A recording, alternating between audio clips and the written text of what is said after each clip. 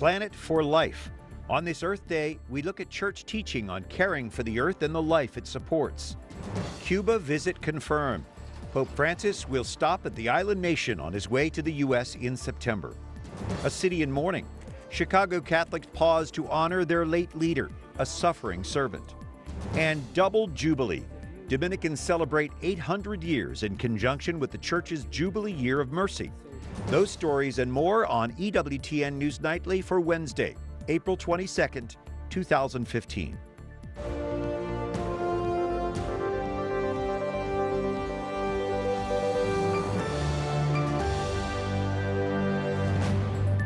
Good evening from Washington. Thank you for joining us. I'm Brian Patrick with your news now. Pope Francis refers to the earth as a source of life for the entire human family, saying we need to take care of it. The Catechism of the Catholic Church calls this stewardship.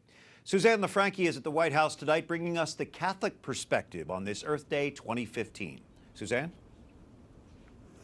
Well, Brian, good evening. And President Obama at this hour is in the Florida Everglades on this Earth Day to illustrate the problems global warming has had on nature in Florida. The Catholic Church, as you said, is also very interested in protecting the earth, but their approach is very different. The Catholic Church likes to link human dignity to care of the natural world. The Pope used this Earth Day to promote the Vatican's upcoming environmental summit called Protect the Earth, Dignify Humanity. La terra è l'ambiente da custodire e il giardino da coltivare. The Holy Father saying that man's relationship with nature must conserve the divine harmony between creatures and God. The environment is a priority for Francis. Just yesterday, he posted this tweet urging man to protect nature. And he's expected to release a papal encyclical or letter to bishops on the environment later this year.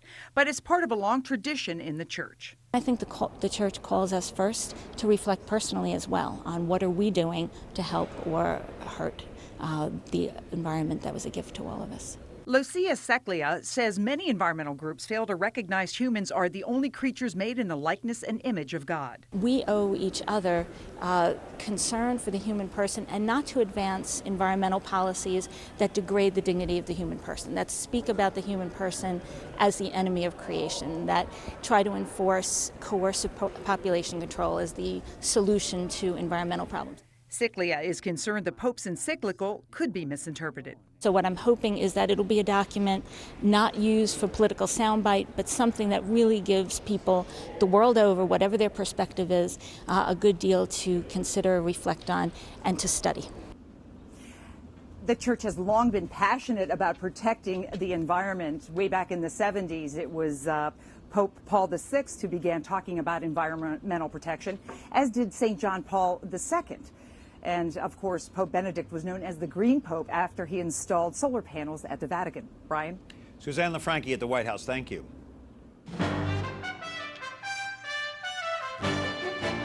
As we look at some of the other stories our EWTN News Nightly team has been covering in today's world, well, that didn't take long. Just days after the idea was floated, the Vatican now confirms a quick papal visit to Cuba this fall. Let's go to Rome, where Alan Holdren can fill us in on the latest. The Vatican now confirms, of course, that the Pope will go to Cuba. It didn't take very long to confirm that. What do you know so far, Alan? Well, we know that the Pope will be going to Cuba on his way to the United States, so previous to his stop in the United States. We don't know how many days it will be. We do know that he was invited by the civil authorities in Cuba and also by the bishops there, and he accepted that invitation. The Vatican press spokesman told us this today. So isn't he really just following in the footsteps here of his immediate predecessors with this visit? You could say so. St. John Paul II went in 1998. He asked that Cuba open its doors to the world and that the world open up to Cuba. And then in 2012, Benedict XVI went. His trip was also very successful. He met there with Fidel Castro. And now we have Pope Francis going. We can expect him to make waves with his trip there. He's going to the peripheries that he speaks about. He's visiting a very important country for Latin Americans, which is right on the doorstep of the United States. Alan, is it just me, or is the Vatican bureaucracy moving much quicker under this Pope? Apparently, he just decided he's going to do this. It's getting done. What do you think? Well, that's what it looks like, doesn't it? It looks like the Pope is leading the charge here. It seems like it's a decision that was made by him He also led to his action behind the scenes in the Secretariat of State as well, led to the opening, the normalization of relations, or at least the process with the United States and the lifting of the U.S. trade embargo with Cuba. This Pope is making things happen. Let's see what he does while he's there. All right, Alan Holdren will be covering that visit, of course, with all of you. We appreciate your report from Rome tonight. Thanks, Alan. Thanks, Brian. And a man accused of plotting to attack churches in France is under arrest tonight. This is video of the suspect's parents' home in France. France's interior minister says he is a 24-year-old computer science student who was caught on Sunday. Police seized weapons, ammunition, bulletproof vests, and other items from the suspect. Officials say that he planned to travel to Syria, possibly to train with or join a terrorist group. This individual with another person who was in Syria, with whom he exchanged information with a view to committing an attack, and the latter asking him to target a church. France's prime minister says security has been tightened after January's series of deadly terror attacks in Paris. House Speaker John Boehner says a lack of cooperation makes it impossible to gather facts on the 2012 Benghazi attack. A House committee has asked for former Secretary of State Hillary Clinton's emails related to the deadly attack. Boehner says the House panel could do its job a whole lot quicker if the administration and Mrs. Clinton would cooperate.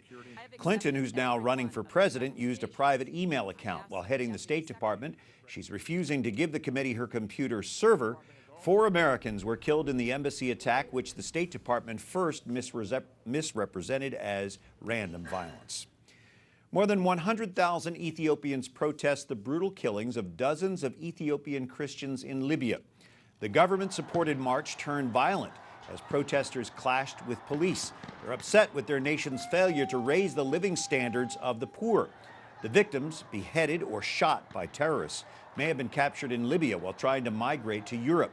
Extreme poverty is fueling the flow of migrants through dangerous areas.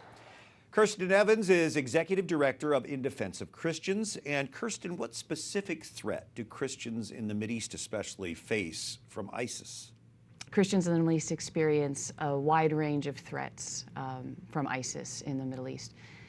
As you just noted, right, we have recently watched the tragic events in Libya of the Ethiopian Christian community. These are just immigrants, they're low-wage workers, very similar to the community of Coptic Christians that were also the target of an ISIS attack and a tragic beheading earlier this year.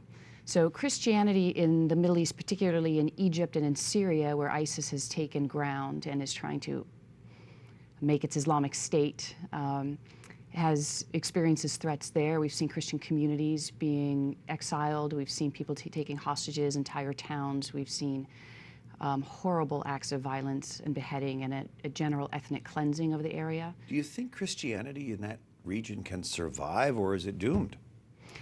Well, we certainly hope it can survive, Brian. Christianity in the Middle East has been there as long as Christianity has existed, right? It's really the cradle of Christianity.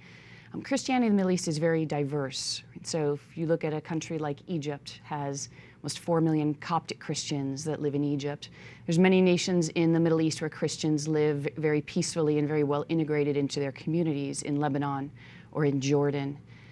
Unfortunately, the violence, the political unrest, the civil unrest of both of both Iraq and Syria have sort of allowed this vacuum of civil order, which has made it open to space for these terrorists and these fundamentalists to come in and to begin their ethnic cleansing with their particular ideology. But that ideology doesn't represent the vast majority of the population of the Middle East.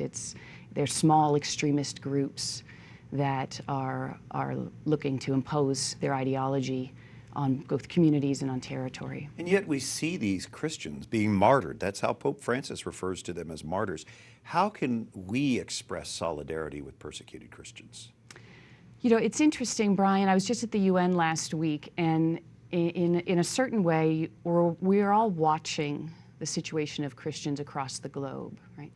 And I hear a lot of Christians, Catholic and non-Catholics, say, I didn't even know there were Christians in the Middle East. And this has been a very big learning moment for many people. I didn't realize. And as I mentioned, Christianity has been there since its very inception in the Middle East.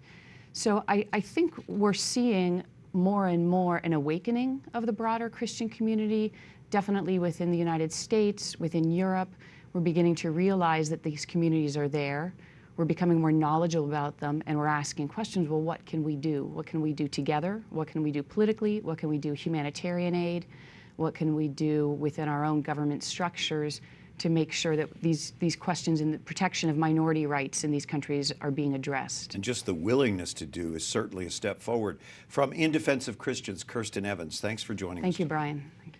Well, the parents of an American aid worker killed by ISIS in Syria describe what motivated their daughter to go to the region. She truly did suffer when she saw other people suffering, and she had to help. She just had to. She couldn't not help. But yet she also was very fun-loving and joyful. You know, she could still find joy because it made her happy to help. The Muellers took part in a conference this past weekend in Madrid. It focused on the persecution of Christians in the Middle East. Organizers hope to defend religious liberty in Spain and beyond. Coming up, a parish family gathers to honor the memory of 2 members who perished in the GermanWings jet crash. And the Order of Preachers celebrates its founding in conjunction with the Jubilee Year of Mercy.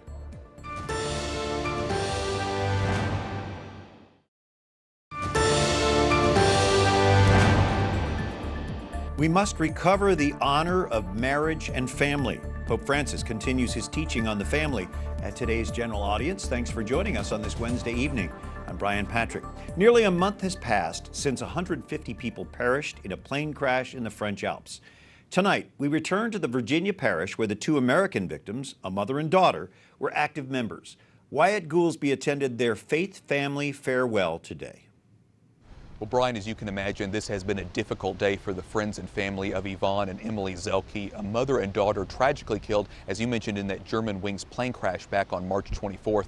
And so members of the community came here to Manassas, Virginia, to pray for them in a memorial mass at Sacred Heart Catholic Church. The family had asked for no filming during the Mass itself, but we can tell you that this church, which holds about 700 people, was nearly full. It was a very respectful Mass today, with Yvonne's brother Felix offering words of remembrance. And both Yvonne and Emily were very active in their parish and the wider community. Friends and family say today they leaned on each other as well as their faith. When I was upset and crying in there, I had Sandra next to me, and it was nice to know that, you know, even after all these years, and the 10 of 2010 haven't all been together in a long time, but that we're still a sisterhood, and we're still always going to be a sisterhood. So even after all these years, you know, I still have them supporting me, and it means a lot. Now, throughout the world, different countries have been marking the deaths of all 150 people who died on board that plane crash. Even today, crews are still searching through the French Alps for wreckage and debris from that plane.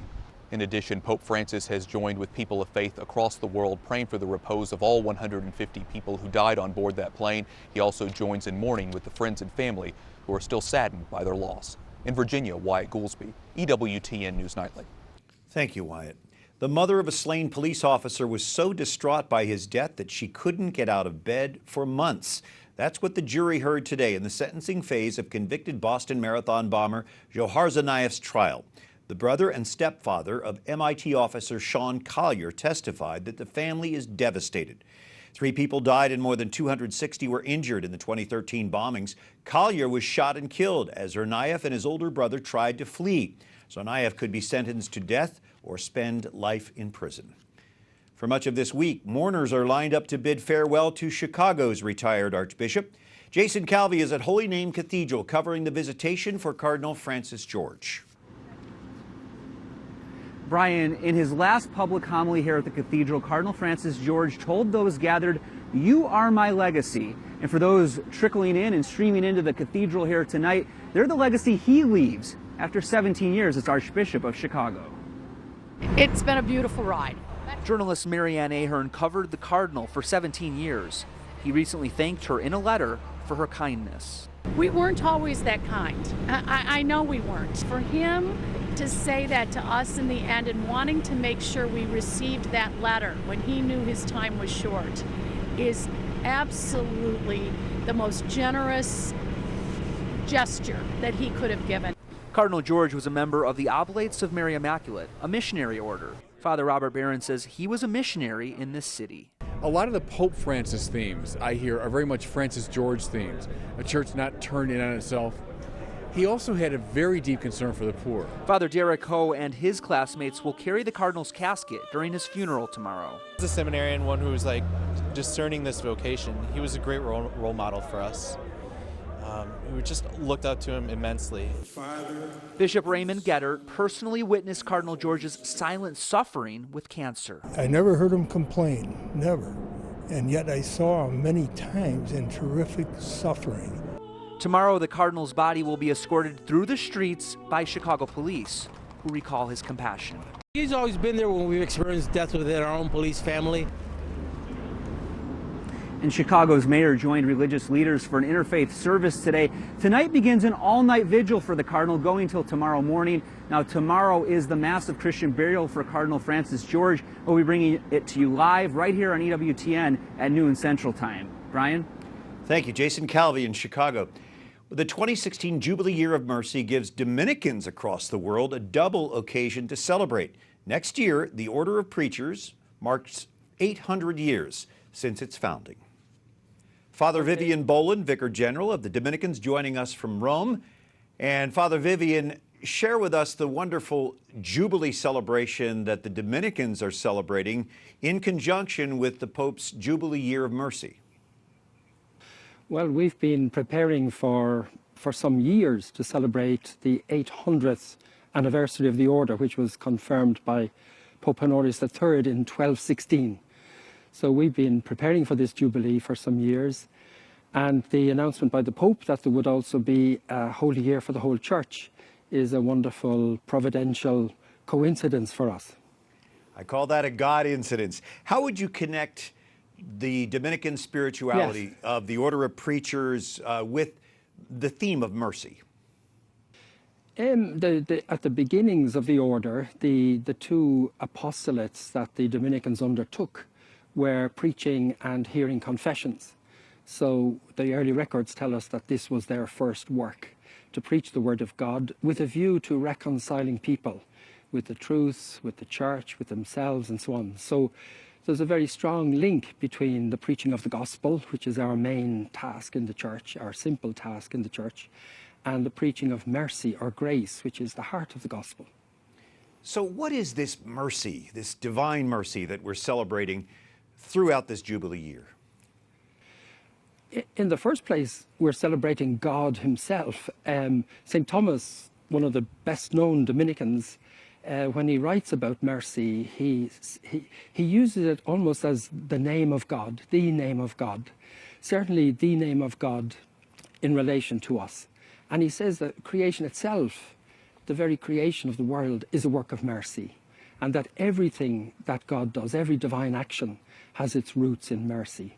So he has this very radical understanding of mercy as God himself in his care for creation, in his love for creation. So beautifully put, and we look forward to celebrating this double Jubilee year with you and the Orders of Preachers. Father Vivian Boland, thank you for joining us from Rome. Thank you very much. Thank you. Up next, the beauty of this Easter season is captured in remarkable works of art. And faith communities prepare to welcome Pope Francis to Philadelphia for the World Meeting of Families.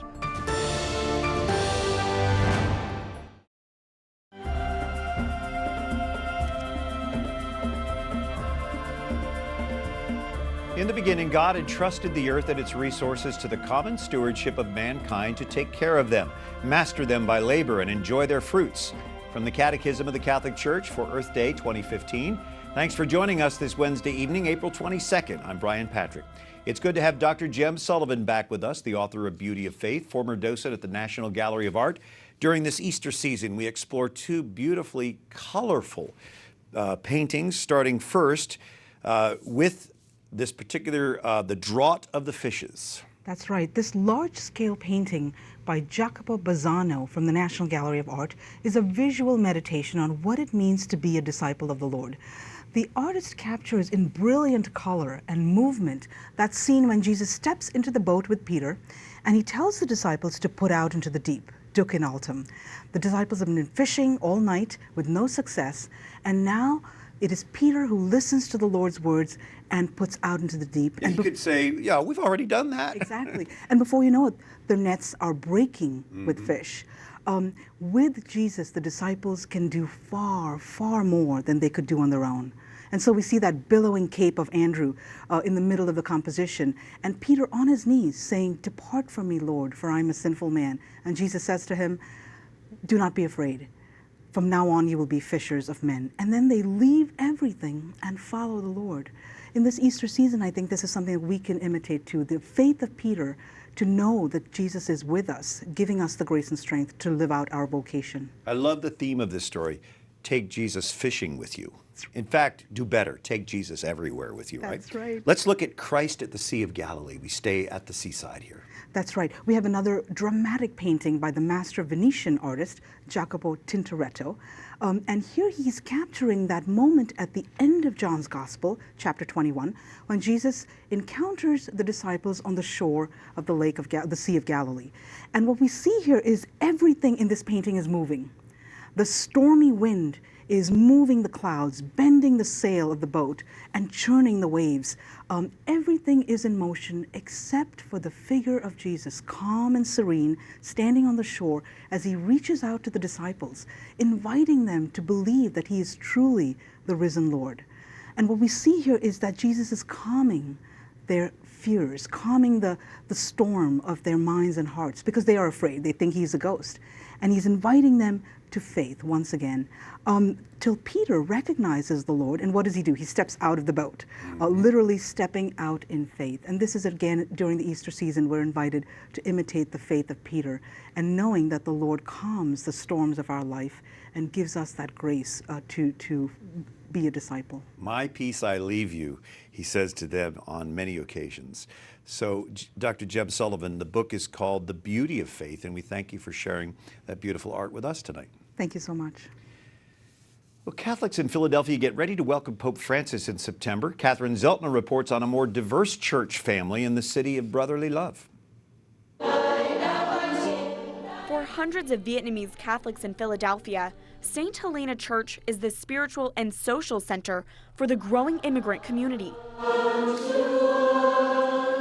Attendance has more than doubled in the past 18 years. The church in the USA really opened their arms and welcomes us. All the bishops and the priests, we feel so blessed. We don't feel like a stranger. Now the parish is getting ready to open its arms to an influx of visitors for Pope Francis's first trip to the U.S. Just for the Pope's coming, basically, for the World Meeting of Families. The pontiff will be closing the World's Meeting of Families in September. It's a religious gathering aimed at strengthening family bonds. Family reunification is now the primary reason for Vietnamese immigration to the U.S. Stanley Nguyen waited years for his wife to move to Philadelphia and become a member of the faith. She went to church with me on Sunday, and so she made the decision she wanted to join her whole family together. Monsignor Joseph Trin is encouraging congregants to host conference goers and attend seminars. He's also invited the Pope to St. Helena. But we have to prepare everything in case he show up, you know, he stopped by, and that will be exciting for all of us. Even without a personal visit, parishioners say they'll welcome Francis with the same warmth his church has shown them. Catherine Zeltner, EWTN News Nightly. Thank you, Catherine, and thank you for watching tonight. Until tomorrow, like us on Facebook, follow us on Twitter, watch again on YouTube. For our EWTN News Nightly team, I'm Brian Patrick as we leave you with moments from today's general audience with Pope Francis. Good night and God bless you.